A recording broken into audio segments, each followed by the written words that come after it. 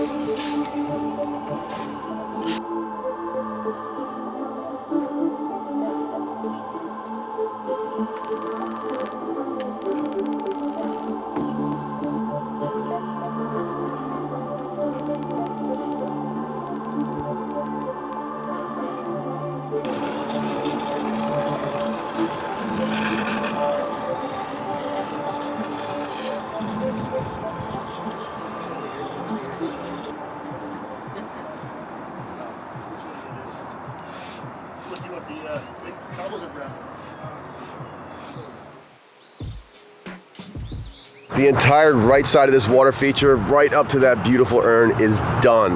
Brian finished up all of our pockets over here for the pooling yesterday.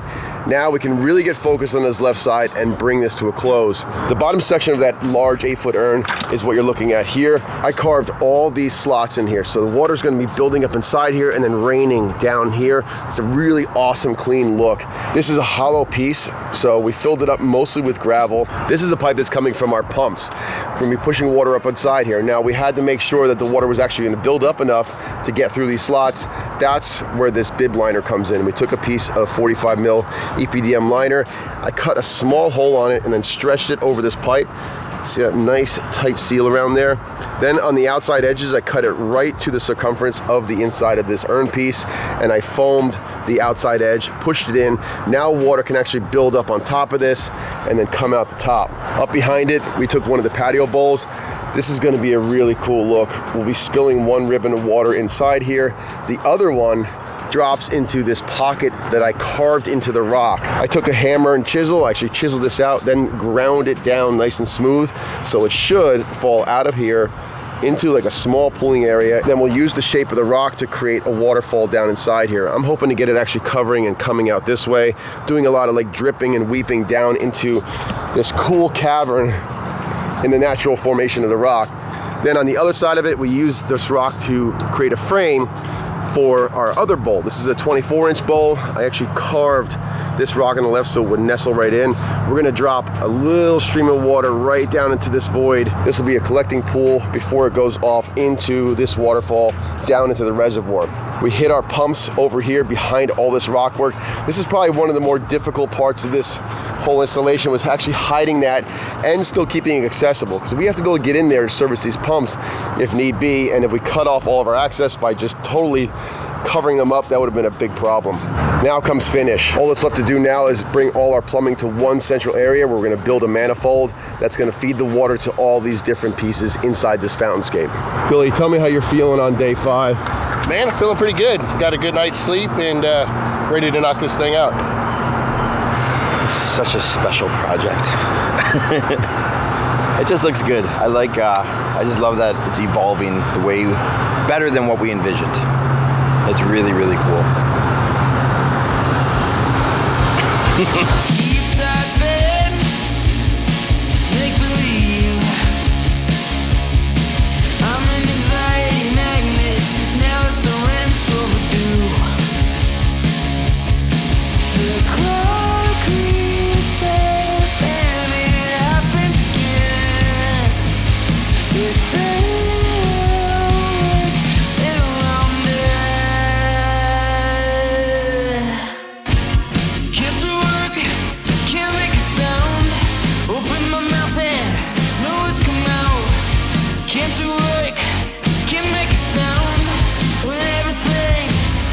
Upside down.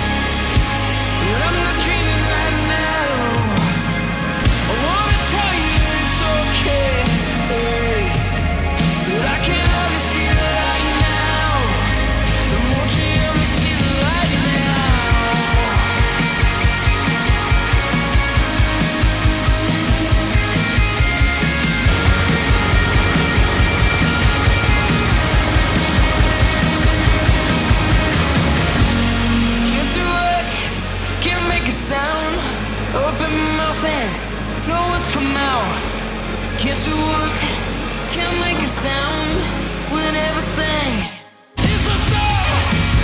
Can't do work, can't make a sound. Open my mouth and no words come out. Can't do work, can't make a sound when everything is upside down.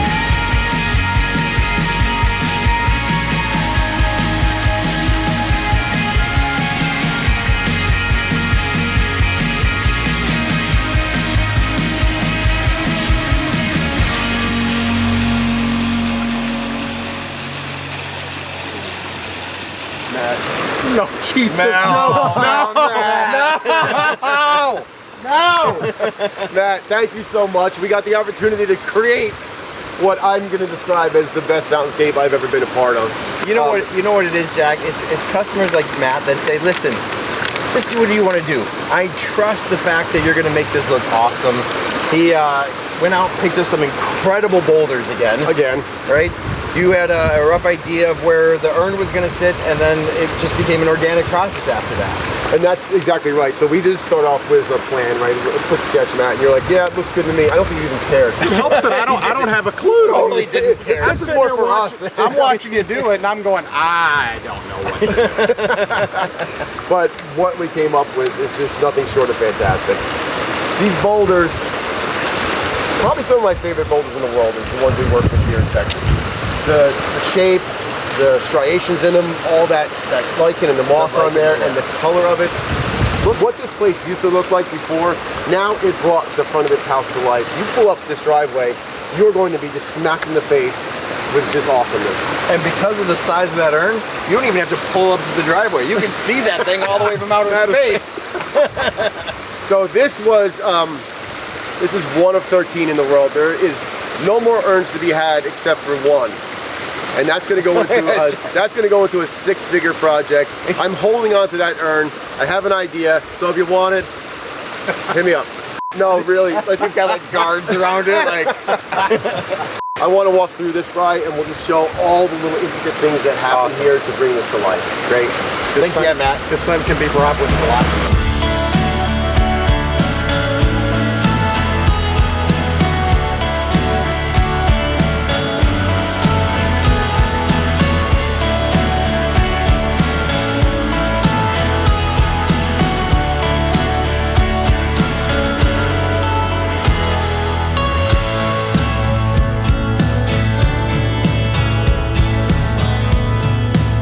Let's run through some of the things that we brought to life here. First of all, this beach area coming off the driveway, leading into this bottom pool, I think was extremely important. Had to happen. A big boulder here, blocking the view of everything. It just like, it allows you to want to come right up to it. Anytime you can bring something into like a hole, it just looks so cool. The top of these aqua blocks are set about a foot lower than the driveway. Even a little more, So it's a foot 14 inches lower than the driveway. So we're like, okay, that gives the opportunity to really get another waterfall out of it. Otherwise, we're stopping at this elevation and we're not being able to accomplish that. Well, for example, the first waterfall right over here is really only sitting about 3 inches higher than the driveway. But now it's got a big 12, 14 inch drop on it, you know? And then this rock that's actually flanking this is a super important rock. The way it comes down and slopes in front of there gave us the opportunity to let it come out onto the rock using the natural shape of the rock and shooting it off to the side, which is something we both really love to do. The idea, you know, you've done this now a couple times. You've done it back in Jersey. You did it at the Artist of the Year build back at Aquascape. But cutting in all those notches to get what I'm calling like a skirt of water coming down. It's almost like a dress hanging off of that urn. What's cool about that, at night with the lights on it, it looks like piano strings coming off of it. It's such a cool effect.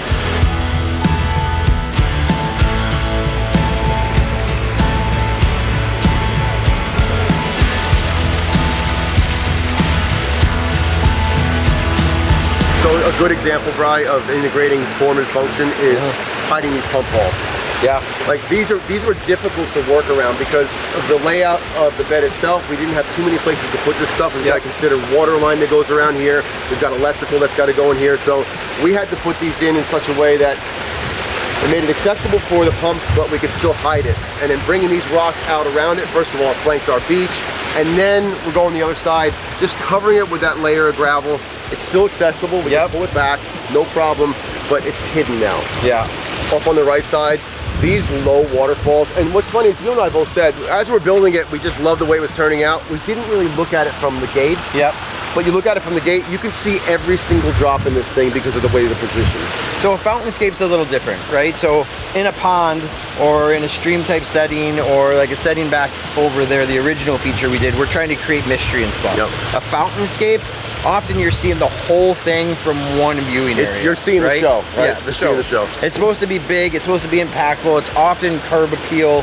This isn't something we would want to put over by the fire pit. It'd be too loud and I don't say obnoxious, but too much in your face, right? But for a driveway entrance coming up, it's to scale with the house. There's a lot going on. Yeah. It's a fountain. A feature like this is meant to be powerful. Yep. So this is the entrance to a subdivision, you know, something like a catering hall. A situation like this where you have a large home and it fits right in this bed, that's where these fit. This is not sitting in the backyard putting the chairs around it because it's too much. You're taking wedding photos in front of something like this, right? Yeah. Like, I love it. The entrance to a subdivision, it's the scale. The entrance to like a wedding hall or something like that. It's so perfect. Yeah, I love it. So one of the reasons we did take this section of urn and convert it into that, number one is to give us those two elements, but number two is we wanted to cut this thing down. 8 feet tall. I don't know how big 8 feet tall is, but I think I could probably just about reach 8 feet tall. I can reach 7. I know. So I can't reach 8 feet tall. I'm not that much taller. So you're talking about an enormous feature. Yep. That could look really out of place real fast. So we wanted to get it down. I love how like fat and substantive, is that a word? There's so much girth. Right? There's so girth, much girth. it's meaty. Yeah. It's really meaty, but I love the shape of the urn when you take that bottom section off, sink it in, and then drop these gigantic bowls around it. Now it looks like it belongs here.